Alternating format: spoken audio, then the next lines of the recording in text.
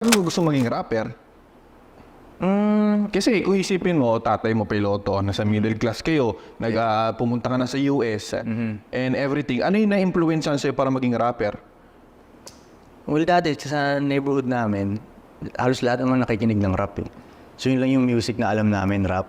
So parang, yun din yung, hindi ko pinangarap maging rapper. Hindi ko man iniisip na magiging rapper ako na dito ako magkakapera pa nga. So, hindi ko pinangarap talaga. So, passion mo siya? Hindi nga talaga, trip ko lang yun eh. Kumbaga, Pinag-tripan mo? nalagay lang ako sa no choice.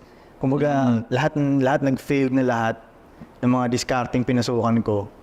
Tapos naubos na rin yung puhunan ko, mga ganon. Ang natitira na lang sa akin, rap.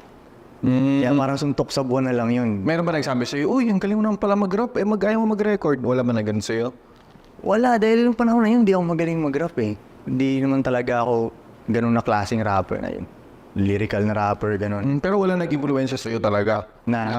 For example, mag-rap ka rin dahil yung mga kaibigan mo, nag-rap sila, ikisabay ka, pas nakita nila yung potential mo, pas kasi sinabi nila na mag-record tayo, wala ba na gano'n sa'yo? Na hindi ganun yung storya nung akin eh. Actually, dati yung parang unang grupo ko dun, isa ako dun sa parang hindi magaling pa nga eh.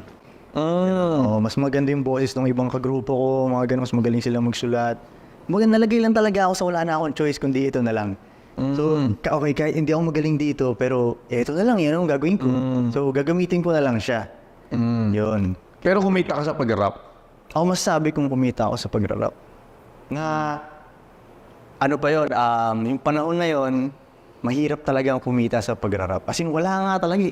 Nakasurvive, basic. And then, masasabi kong nakasurvive, hindi kumita. Nakasurvive. Nakasurvive. Kumbaga break even. Hindi siya profitable. Kain, mga ganun. Lalo na dati.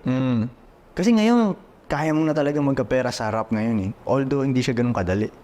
Pero yung dati pa talaga, parang suntok talaga. Ay, nakailangan ka lang masarap. Parang 400 plus na ata. Ang gawa ko. Putong ina lang yung 400. Oo, parang ganun ata.